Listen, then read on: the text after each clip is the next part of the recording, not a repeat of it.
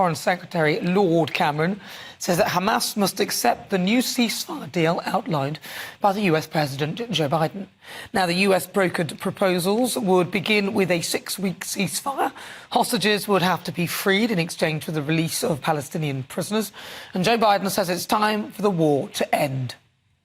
It's time to begin this new stage, for the hostages to come home, for Israel to be secure, for the suffering to stop. It's time for this war to end, for the day after to begin. Well, joining me now is performer and mystifier Uri Geller. Uri, welcome to the programme. You heard Joe Biden. What are your thoughts? Look, Nana, we were all caught by surprise by President Biden's speech last night. But what he had to say was very, very important. Let me tell you and your viewers why. Here, the US president was saying to Hamas, enough is enough. It is up to you to end this war. He was saying the ball is now in Hamas's court. Don't forget, our hostages, and there are 124 of them, they have been held for nearly 8 months. Innocent men, women, children, and even a baby. You know that, Nana. And don't forget, these hostages are not held even in basic prison conditions. They're held in dark, airless tunnels deep below ground. They have injuries. They have illnesses. The females are getting sexually attacked. Look, Nana, look at this picture. This young woman is called Noah Argamani. She was taken hostage on the 7th of October. Yesterday, Hamas released a cruel video of her pleading not to be allowed to die there. Look, Nana, Noah is the only child of her parents. Her mother is dying. She's dying from brain cancer. She's in a wheelchair. Now, Nana, you tell me, what kind of monsters, evil monsters, taunt the dying mother of an innocent hostage? This tells you everything you need to know about the evil of Hamas. Now, let me show you something else.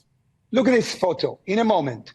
Look, Nana, I'm going to say something now which is going to shock you and your viewers. This proposal, which Biden spoke about, is a very bad deal. Now, you might say, what is wrong with it? What is wrong with peace for hostages? Well, Nana, do you remember a famous scene from 1938 when the British Prime Minister Neville Chamberlain came back from negotiating with Hitler and declared peace for our time? Well, in my view, this is a repeat of that moment. This proposal lets Hamas off the hook. It lets Hamas survive to rebuild, to rearm, and to attack Israel again. It will be only a matter of time before we have another October the 7th. Look, Biden said Hamas is no longer capable of carrying out another October the 7th, but he is throwing them a lifeline. Nana, 17 of the hostages have American citizenship.